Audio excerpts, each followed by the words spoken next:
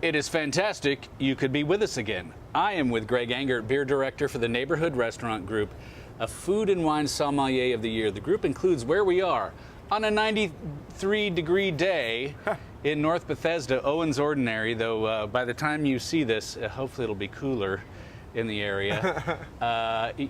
Also in Old Town, you've got Columbia Firehouse, and then the Del Rey neighborhood, Evening Star Cafe and Planet Wine. Greg, it is always good to see you. You too, brother.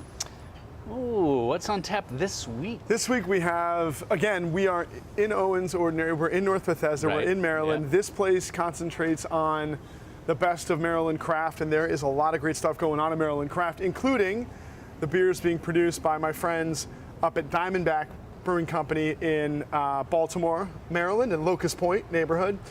This is Green Machine. It's their flagship beer. It's an IPA. It's juicy. It's fruit forward. It's incredible. So let's drink some of this. Grainier. A little bit grainy. No, but I get a lot of big citrus notes. But yeah, you get some malt character. It's definitely balanced. They're not just trying to make it. Oh, that is good. But great creamy mouthfeel. It's rich and round on the palate. It's not too dry, not too bitter at all.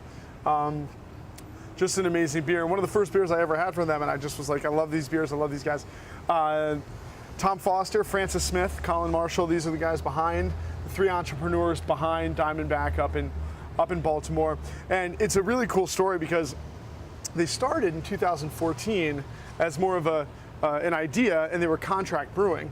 And back then they were making kind of like, they kind of jumped in head first. I think they hadn't really looked at the market as much as they have since.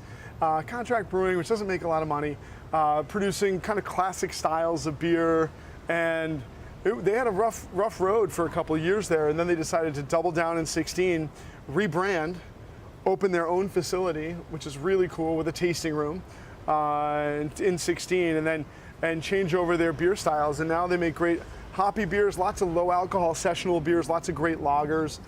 They've made a name for themselves, and they make great stuff. So if you're in Baltimore, you should definitely check them out. Can I ask a question about contract brewing? Sure. Does that mean, like, if I own Pete's Pub, that I would contract with them to make Pete's Pub Pale Ale? Or no, what is contract that's interesting. brewing? That is definitely, actually, it's great that you mentioned that. That's what it used to be, right?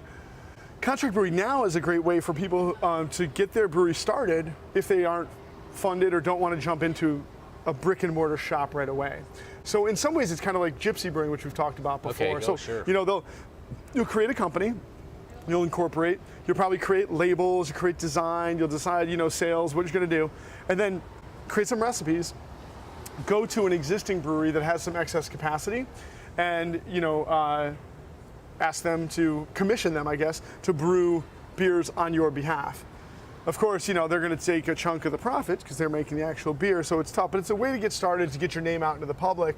I think if Diamondback had to do it all again, they would have said, you know what, we should have just waited, did our market research, saved up money, and gone right into brewing it ourselves from day one.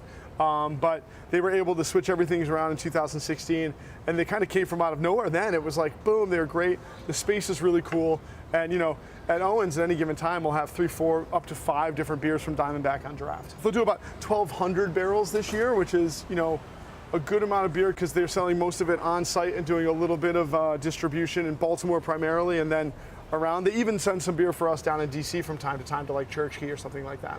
What would you pair this with? Well, the great thing about these new IPAs that put the hops in the nose and less on the palate is that they become, I think, a little bit more flavor positive for pairings. I mean, before in the old days, that bitterness was something that you had to contend with, and now this is soft and pillowy and kind of juicy. So I actually like using something that's soft and citric like this with bitter greens and veggie, like think of like broccoli, spinach, asparagus. I think that this goes really well with it. It almost adds bitterness to the IPA and brings some citrus to that dish. The same way, now you can do these kinds of juicy IPAs with tomatoes of any kind. So whether you're just having like heirloom tomato salad, basil mozz pizza, this is also great with basil, pesto, things like that.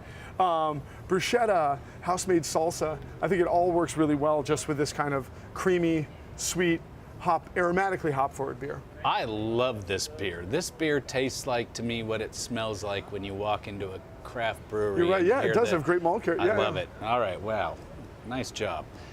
Greg, thank you as always. Thank you. Everyone, please always do drink responsibly and be sure to bring your thirst next time for another Beer of the Week.